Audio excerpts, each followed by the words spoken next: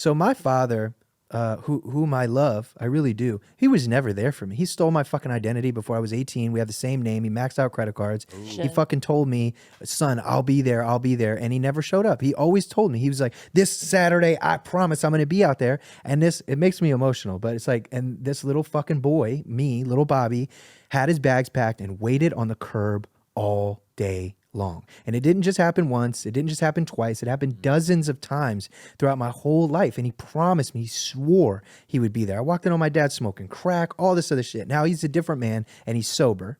But the thing is if I just focused on that all the time, I wouldn't be able to move forward. And because of this, you know, my father hadn't met his grandson, my little Bobby. So Bobby, my father's name is Robert Bryson Hall. My name is Sir Robert Bryson Hall II. My son is Sir Robert Bryson Hall III.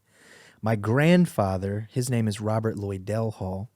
And I was looking at my little baby boy, whom I love very much, and I thought about all the times that my father promised he would be there, just like as I let him back in my life, he promised that he wouldn't ask me for money. He promised that he wouldn't talk to me about music because he's a musician, you know, African percussion, congos, singing, you know, played with EU and Rare Essence, just on the go-go scene, Chocolate City, DC, crazy shit. And he did a lot of really bad, fucked up shit. And as I've had my son and I've thought about letting my father in my life for the umpteenth time after setting boundaries that he just continued to step past, I then looked at the situation at 50. If I was 50 years old, don't make a joke. He's trying to make a 51 joke right now, I know you. If at 50 years old, would I be full of regret because my father is dead? I never got the chance again to let him back in my life, and he never met his grandson.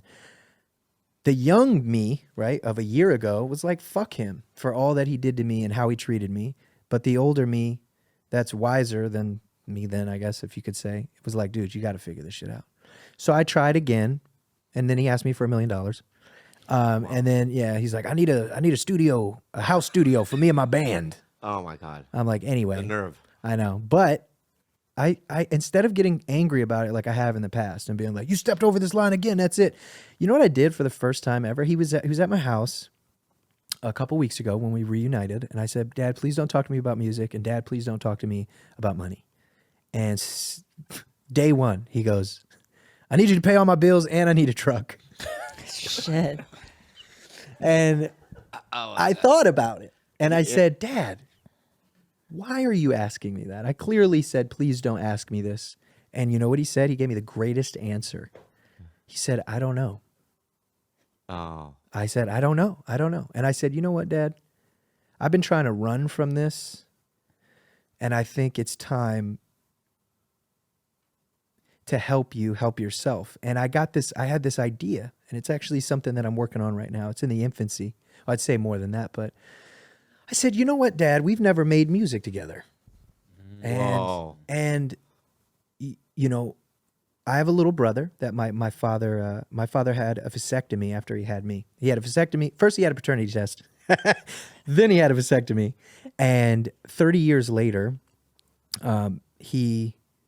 just under, I guess there was still one in the chamber, he got this young woman pregnant. She was I think there's like 50 in the chamber after a vasectomy. Really? Yeah, you're supposed to jerk off like 50 times to empty it out completely before. He's definitely had sex more than that Your in penis 30 is a years. semi-automatic weapon? What? Well, after a vasectomy, they 6. I want 6, not 50. to get into the safe zone, you're supposed to just empty the chamber completely, and they say roughly between 30 or 40, How 30 do to you 50 know? jerk You, offs. a microscope, you look at it. Hold on, I just I'm not unloaded the doctor, sorry, Bobby. let's move on. I can't even think about it. Okay, So go so ahead, your brother, yeah. yeah. So my little brother, my dad got this woman pregnant. She died of a heroin overdose. And then my little brother was here. And I remember talking to my dad because I was like, you should let me adopt him. And I spoke to my wife while she was pregnant with our first son. And she was like, fuck yeah. She was like, if we can help change this boy's life, let's do it. And I went to my dad and I told him that. And he was like, nah, just give me the money. And that really fucked me up. And this was a couple years ago. And that's one of the reasons that I didn't speak with him. But anyway, so then we reunited and I got this idea. All he talks to me about is money. All he talks to me about is music. So I was like, you know what, Dad? Let's do an album together.